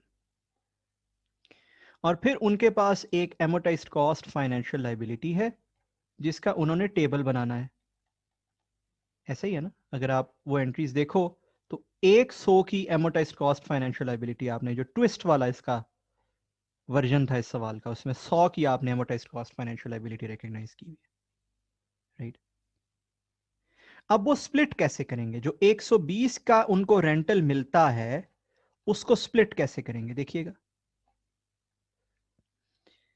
again lease लिखेंगे, लीज से रिलेटेड कितना है और एमोटाइज्ड कॉस्ट फाइनेंशियल लाइबिलिटी से रिलेटेड कितना है। लीज में वो लिखेंगे कि प्रेजेंट वैल्यू क्या बनाई थी उन्होंने? उन्होंने लीज की प्रेजेंट वैल्यू बनी थी 1559, है ना? और जो एहसान था उसकी other way round present value थी, ऐसे ही है। तो आप इसको ऐसे भी कर सकते हो, 100 नेगेटिव, ताकि टोटल 1459 बन जाए, है ना? दोनों में जो मर्जी साइन यूज करो, चाहे 1559 को नेगेटिव करके इसको पॉजिटिव कर दो, जिस तरह मर्जी करो, एज लॉन्ग एज अदर मतलब डिफरेंट साइंस के साथ आप, अल्टरनेटिव साइंस के साथ आप इसको इस्तेमाल करते हो। ठीक है, पॉजिटिव नेगेटिव को, यहां से परसेंटेज बन जाएगी आपके पास। क्या? 1559 डिवाइडेड बाय 1459 100% से भी ज्यादा आएगा। चेक कर लीजिए कितना आएगा। 106 बनना चाहिए आपके पास, ठीक है ना? 106%, 1559 डिवाइडेड बाय 1459, और दूसरा 6% नेगेटिव आएगा, तब ये 100% बनेगा ना? क्या ख्याल है?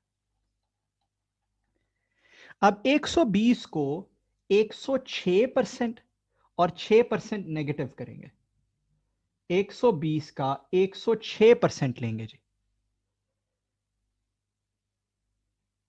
ठीक है?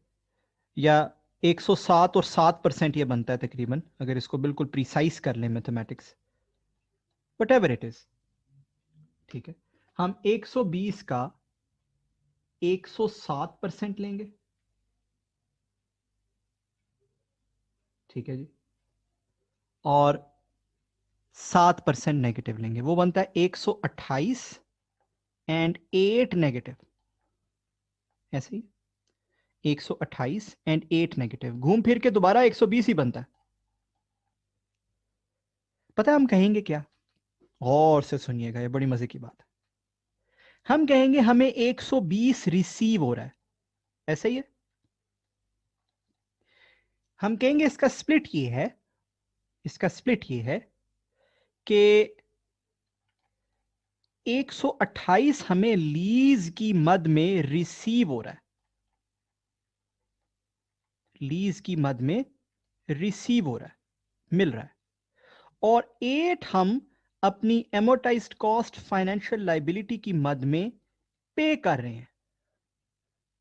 लिहाजा नेट पर, नेट बेसिस पर हमें 120 रिसीव हो रहा है। बात समझ आई? थोड़ा सा इनिशियली ये समझना मुश्किल होता है, स्टैंडर्ड ने थोड़ी ज्यादा मुश्किल की है, बट एक दफा ज़हन में आ जाए फिर बंदा कहता है ठीक है चलो, लीज पे 128 मिल रहा है, लाइबिलिटी के अगेंस्ट 8 दे रहे हैं, तो नेट 120 दे रहे हैं हमसे, ठीक, ओके फाइन। तो बैंक टू इनकम क्या एंट्री हुआ करेगी हर साल? 128 लीज की, और यहां पर इस लाइबिलिटी के टेबल में क्या डालेंगे? 4.5% पे इंटरेस्ट आएगा, 4.5 का, और पेमेंट क्या आएगी? बैंक क्या आएगा? लाइबिलिटी के अगेंस्ट तो पेमेंट करनी पड़ती है ना, बैंक आएगा 8 का। तो क्लोजिंग बैलेंस आपके पास बनेगा 100 प्लस 4.5 माइनस 8 इज 96.5, राइट? अब आप मुझसे पूछो अगर कि यार इस 4.5 की क्या एंट्री करनी है, बहुत सिंपल है,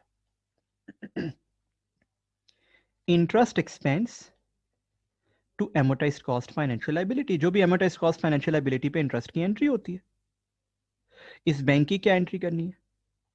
amortized cost financial liability to bank, हमने पे किया है actually 8, standard amortized cost financial liabilities वाली एंट्री है इसकी। और अगर मैं इसको 18 साल चलाता रहूं, 18 साल चलाता रहूं, तो चेक कर लीजिएगा ये ऑटोमेटिकली जीरो हो जाता है।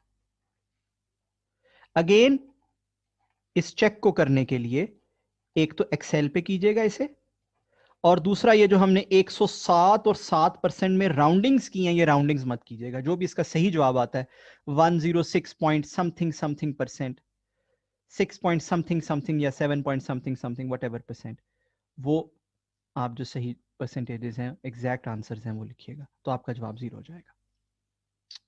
ठीक है जी, याद रखिएगा ये परसेंटेजेस लीज की कमेंसमेंट पर डिटरमिन की जाती हैं, और पूरी लीज के दौरान 18 साल के दौरान ये परसेंटेजेस कांस्टेंट रहती हैं।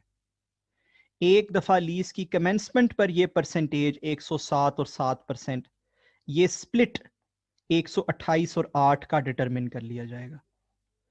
उसके बाद पूरी लीज के दौरान ये चेंज नहीं होगा, ये ऐसे ही रहेगा, 18 साल ऐसे ही रहेगा। ठीक है, थोड़ा सा मुश्किल था ये, थोड़ा सा एक स्टेप अप था। आई होप आपको इसमें ज्यादा दुश्वारी नहीं हुई होगी। यहां पर अगेन थोड़ा सा पॉज करके इसको अच्छी तरह डाइजेस्ट कीजिए, फिर हम ट्विस्ट वाले पोर्शन के अंदर ही subsequent accounting of seller lessee भी देख लेते हैं, that is very easy as well. जी आई होप आप सबने देखा है। तो आइए ट्विस्ट के अंदर ही, ये जो हमारा ट्विस्ट वाला इसका वर्जन है, इसमें लेसी साहब बाद में अपनी क्या अकाउंटिंग करेंगे। लेसी साहब बड़ी सादी सी अकाउंटिंग करेंगे। सेलर लेसी साहब, आपको पता है जी आरओयू एसेट उनके पास है। आरओयू एसेट आपने मुझे कैलकुलेट करके दिया था, इस ट्विस्ट वाले वर्जन में वो आता था 866 का। तो जो भी उसकी वैल्यू है उसको 18 ईयर्स पे डेप्रीसिएट कर देंगे। ठीक है, फाइन। इसी तरह, इसी तरीके से जो लाइबिलिटी है उनके पास वो है 1459 की, उसका टेबल बना लेंगे। और वो टेबल मैंने अभी आपको जो इसका ओरिजिनल क्वेश्चन है उसमें बना के भी दिखाया है। क्योंकि हम इकट्ठे ही करके टेबल बनाते हैं तो टेबल तो सेम रहेगा। क्या ख्याल है? जो ओरिजिनल क्वेश्चन में टेबल बना के दिखाया है जिसमें year 1 opening balance 1459, interest expense eight 4.5% 66, lease rental of 120 and closing balance of 1405 बताया मैंने आपको। बताया नहीं बताया? बताया ना? सेम वही चीज बन जाएगी। ठीक है, तो आई होप आपके लिए बहुत ही आसान था। ओरिजिनल सवाल भी, ओरिजिनल क्वेश्चन भी हमने किया और उसका पार्ट ए हमने कर लिया और हमने उसी पार्ट ए में एक ट्विस्ट भी ऐड करके देखा, मजेदार सा ट्विस्ट कि क्या होता है, और हमने वो तमाम चीजें कर ली अल्हम्दुलिल्लाह। आई होप ये आप सबको 100% क्लियर।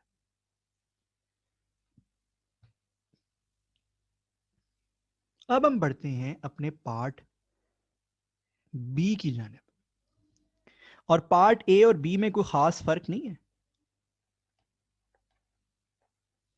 पार्ट ए और बी में सब स्पेक सेम है, सिर्फ लीज टर्म का फर्क है। लीज टर्म जो है पार्ट बी में वो 31 ईयर्स है, बाकी तो तमाम specifications are the same. Correct? I would request and advice कि एक दफा दोबारा उस एग्जाम्पल को अपने नोट से पढ़िए सो दैट आपके जहन में तमाम टर्म्स फ्रेश हो जाएं। 1 मिनट का पॉज कीजिए और दोबारा उस एग्जाम्पल को अपने नोट से पढ़िए with reading the part B this time. ठीक है? ऑलराइट जी, आई होप आप सब ने ये पार्ट बी तसल्ली से देख लिया। या देखिए, मैंने आपके जो एग्जाम्पल है उसके अंदर जो IRIL लिखा हुआ है दैट इज 4.5%।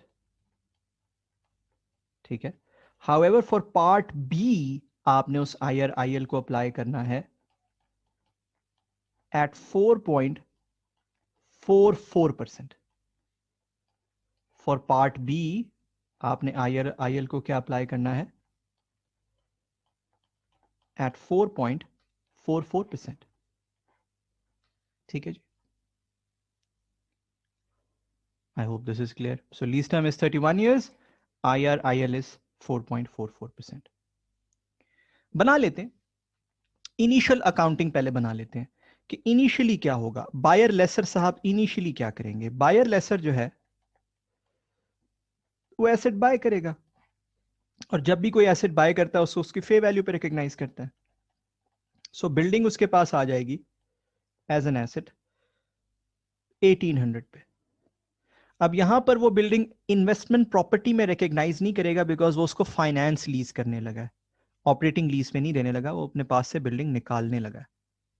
ठीक है ना? तो वो लाइकली है कि वो बिल्डिंग को पीपी में रिकॉग्नाइज करेगा। ठीक, ओके फाइन। कितने पैसे दिए जी उसने बिल्डिंग खरीदने के लिए? उसने बिल्डिंग खरीदने के लिए 2000 रुपए दिए, 2 मिलियन रुपीज। तो बाकी जो है वो एक लोन रिसीवेबल बनता है। हमने पहले भी देखा है, पिछले ए पार्ट में भी देखा है, एमोटाइज्ड कॉस्ट फाइनेंशियल एसेट बनता है जी 200 का, जो एहसान उसने किया है उस वजह से। ठीक है जी, that is fine. So day 1 पर बायर लेसर साहब अपने पास ये जर्नल कर लेंगे। ठीक है जी, इसी तरह सेलर लेसी जो है वो भी अपने पास एक जर्नल करेगा। ये तो बायर लेसर ने किया ना, सेलर लेसी जो है वो भी अपने पास जर्नल करेगा। क्या सेलर लेसी जो है वो डे 1 पर ROU एसेट रिकॉर्ड करेगा, है ना, बैंक रिकॉर्ड करेगा, लाइबिलिटी रिकॉर्ड करेगा, अपने पास से बिल्डिंग जो है एसेट रिमूव करेगा, वो पीपीई में जहां पर भी आ रहा होगा, ऐसे ही है। अब बैंक उसने रिकॉर्ड किया होगा 2000 का और बिल्डिंग रिकॉर्ड की होगी 1000 की। हमने पार्ट ए में भी देखा कि ये तो हम फौरन लिख लेते हैं। लाइबिलिटी हम बनाते हैं एक वर्किंग के जरिए, स्टाइरेक्ट लगा लिया, वर्किंग बना ली कि जी 1,20,000 रुपए की पेमेंट है, और पार्ट बी में वो रेट क्या है, IRIL क्या है पार्ट बी के लिए, इट इज 1.044, 4.4%, 4.44% है बेसिकली, तो 1.0444 हो जाएगा। रेस टू पावर -31, 31 साल डिवाइडेड बाय 4.44%, ऐसा ही है।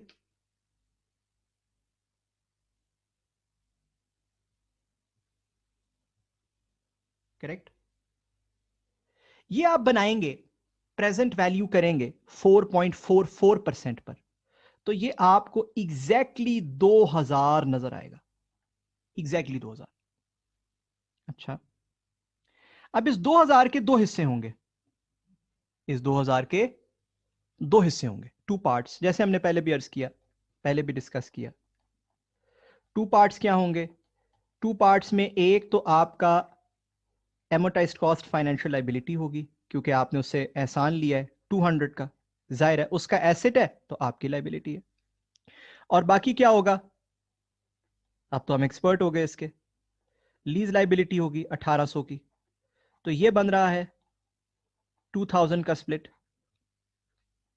बहरहाल हम मुकम्मल 2000 की लाइबिलिटी रिकॉर्ड करेंगे, हम सिंगल लाइन में इसको रिकॉर्ड करेंगे, हमें पता है इसकी 2 का स्प्लिट है, वट एवर लटम पट्टम, मैंने बड़ी लंबी रुदात पहले ही आपको सुना दी। ठीक, ओके फाइन। इसी तरह ROU एसेट, ROU एसेट, इसकी क्या कंप्यूटेशन होती है? पढ़ा हुआ है हमने, पहले देखा हुआ है हमने, वही वाला तरीका बड़ी डिटेल में हमने डिस्कस किया हुआ है कि जी जो एग्जिस्टिंग कैरिंग अमाउंट है into proportion retained,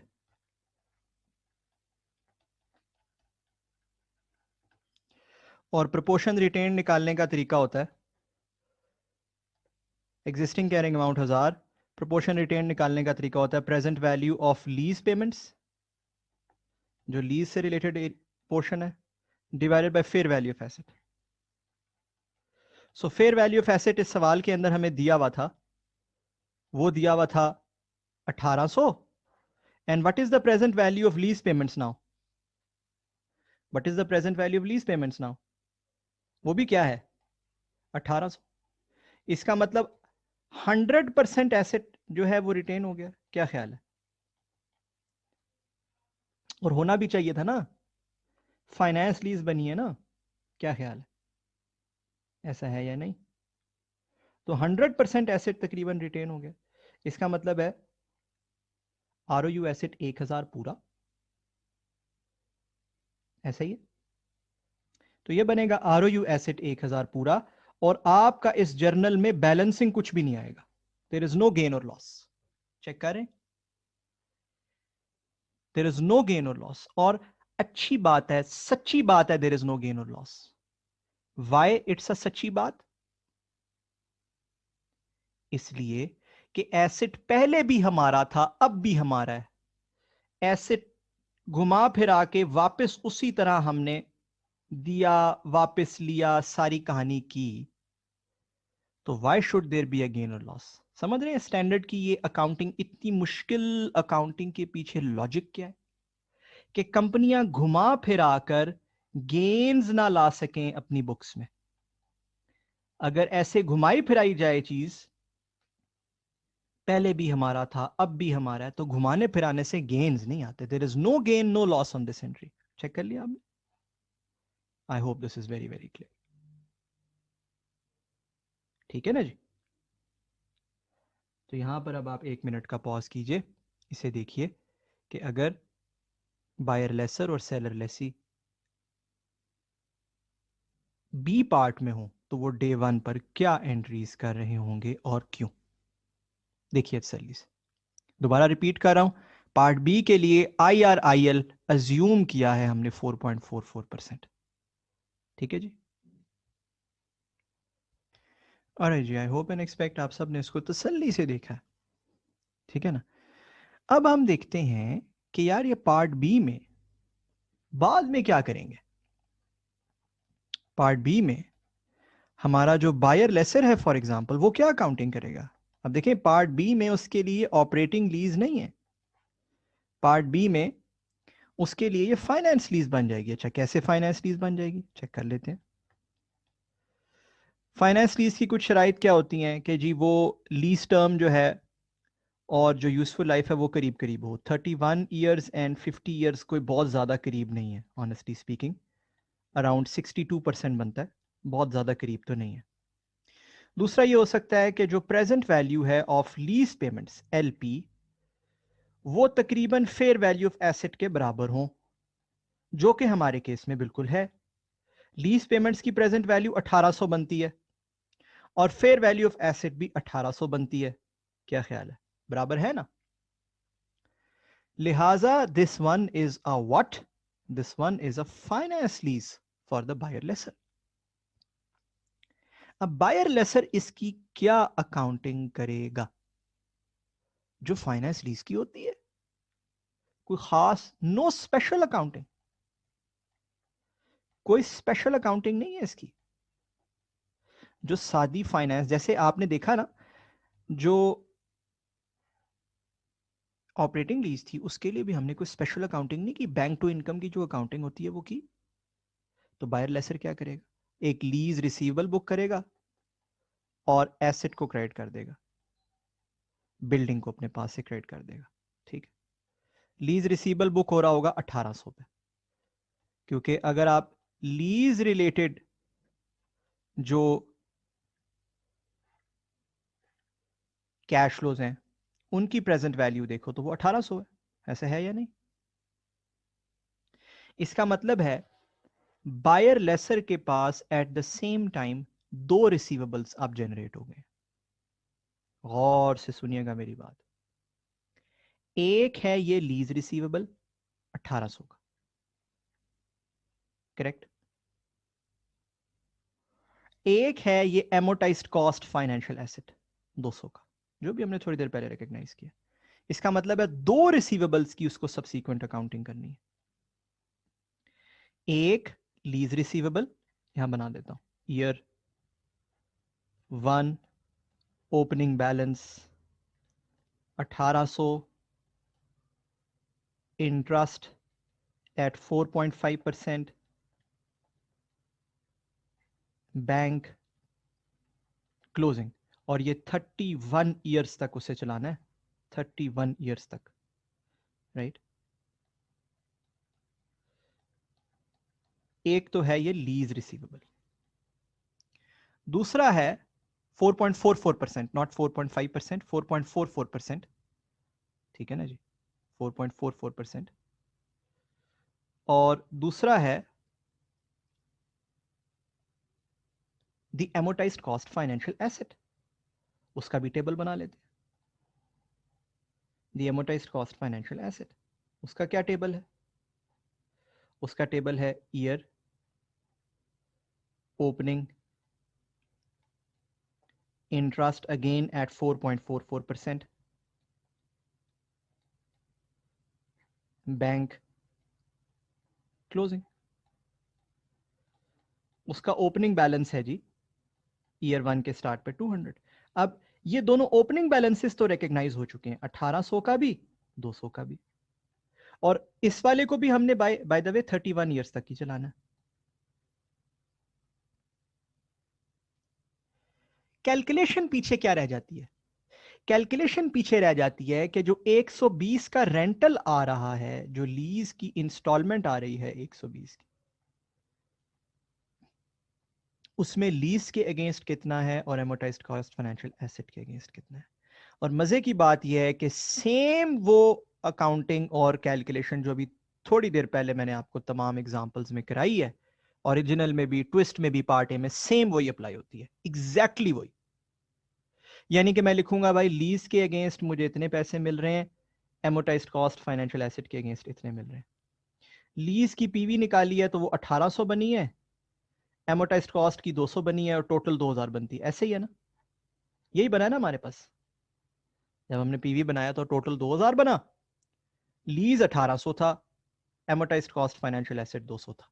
percentage split करें तो बड़ा सादा बनता है, 90% 10%। ये तो कैलकुलेटर के बगैर भी हम कर सकते हैं, ठीक है। और अगर हम पेमेंट्स का स्प्लिट करें, जो कैश फ्लोज हैं उसका स्प्लिट करें, तो हमारे पास 120 में से 108 यहां आता है और 12 यहां आता है, ये 120 है टोटल। यानी कि 120 की हमें रिसीट आ रही है, उसमें से 108 लीज के अगेंस्ट है और 12 जो है वो एमोटाइज कॉस्ट फाइनेंशियल एसेट के अगेंस्ट है। ये एग्जैक्टली सेम मेथड है जो थोड़ी देर पहले मैंने आपको पार्ट ए में सारा करवाया। स्टिल मैं एडवाइस करूंगा कि यहां पे आप 1 मिनट जरा पॉज कीजिए, इसको डाइजेस्ट कीजिए तसल्ली से। ऑलराइट जी, आई होप आप सबने इसको देखा है और it's really really really simple. Interest अगर मैं 4.44% पे बनाऊं तो वो बनता है 80 का, राइट, 1800 का 4.44%। और बैंक में बनाऊं तो 108 नेगेटिव डलेगा यहाँ पे, समझ रहे हैं? 108 जो ये ऊपर कैलकुलेट हुआ ये वाला लीज के अगेंस्ट। इसी तरह यहां पर अगर मैं इंटरेस्ट बनाऊं तो वो 9 का बनता है और यहां पे बैंक डलेगा 12 का लीज के against, sorry amortized cost financial asset के अगेंस्ट। तो क्लोजिंग बैलेंस बनेगा यहां पर 1772 और यहां पर बनेगा 197। और अगर आप इसे 31 ईयर तक एक्सटेंड करोगे एक्सेल में जाकर, करके देख लीजिएगा आप सब, तो ये दोनों बैलेंसेस जीरो हो जाएंगे। बायर लेसर की बुक्स के दोनों बैलेंसेस जीरो हो जाएंगे। समझ रहे? बायर लेसर की अकाउंटिंग कोई मुश्किल नहीं, it's just there is just one twist कि जी अब ये लीज रिसीवल बुक हो रहा है और now it's a finance lease, बस। बाकी तो स्प्लिट भी हमने उसी तरह किया है, एमोटाइज कॉस्ट फाइनेंशियल एसेट को भी इसी तरह चलाया। पिछले एग्जाम्पल में, पिछले पार्ट में वो ऑपरेटिंग लीज थी, अब वो फाइनेंस लीज है, बस इतनी सी बात है। ठीक है जी। फिर what about the seller lessee भाईजान? सेलर लेसी की सबसीक्वेंट अकाउंटिंग क्या होगी? And there is no change at all, जैसे मैंने आपको पार्ट ए में सिखाया वैसे ही। ROU एसेट है जी उसके पास 1000 रुपए का, पीछे उसकी जिंदगी रहती है 31 ईयर्स, तो ये क्या होगा? डेप्रीसिएट ओवर 31 ईयर्स, डेप्रीसिएट होके वो जीरो हो जाएगा। सालाना डेप्रीसिएशन कितनी आएगी? सालाना डेप्रीसिएशन आएगी 1000/31, what ever the answer is, per annum. Lease liability का वो क्या करेगा? तो उसके पास एक लाइबिलिटी है, लाइबिलिटी के लिए वो टेबल बनाएगा और वो सिंगल टेबल बनाएगा, अलग अलग दो टेबल बनाने वाली कोई साइंस नहीं है, हमने सीख लिया। वो ईयर लिखेगा 1, वो ओपनिंग बैलेंस लिखेगा पूरा 2000, वो इंटरेस्ट लिखेगा एट 4.44%, जो कि तकरीबन 88 का बनेगा उसके पास, 89 का तकरीबन। वो बैंक लिखेगा 120 पूरा, और फिर वो क्लोजिंग बैलेंस लिखेगा 1969, राइट। अब ये 2000 ऑलरेडी रिकॉर्डेड है उसकी बुक्स में एज अ पेएबल, चेक कर लीजिए आप इनिशियल एंट्रीज। इस 89 की क्या एंट्री होती है, इस 120 की क्या एंट्री होती है, हम बखूबी वाकिफ है। इंटरेस्ट एक्सपेंस टू लाइबिलिटी, इसकी होती है लाइबिलिटी टू बैंक। ये तो मुझे अब शायद आपको बार बार करके दिखानी भी नहीं चाहिए, हम तो इसके एक्सपर्ट हो गए हैं। इस टेबल के अंदर ये जो एलिमेंट्स होते हैं इसकी क्या एंट्रीज होती है, राइट। क्या ख्याल है? सो ये है हमारे पास सेलर लेसी की सब्सिक्वेंट अकाउंटिंग, जो कि by the way exactly same है पार्ट ए से। There is no logical difference, numbers obviously different है but there is no logical difference.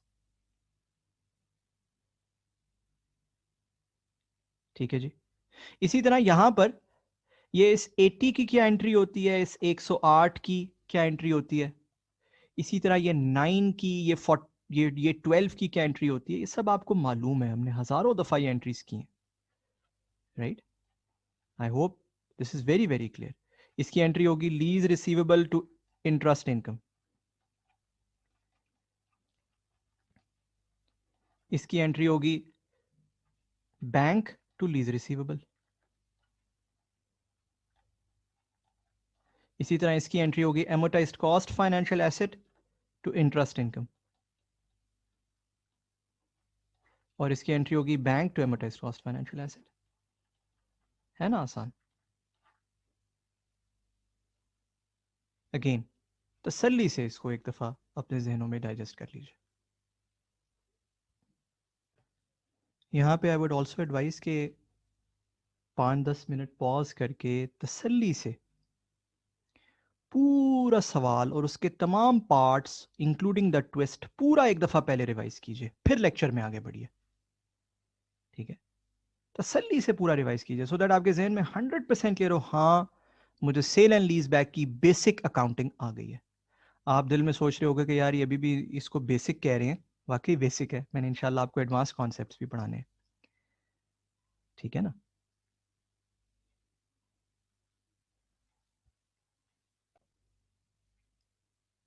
ठीक है ना जी। आई होप एंड एक्सपेक्ट आप सबने तसल्ली से इसको देखा है, इसको अच्छी तरह इस पर टाइम इन्वेस्ट किया है, इस पूरे सवाल को एक दफ़ा अपने जहनों में गो थ्रू किया दोबारा से, और अब हम लेक्चर में आगे बढ़ते हैं।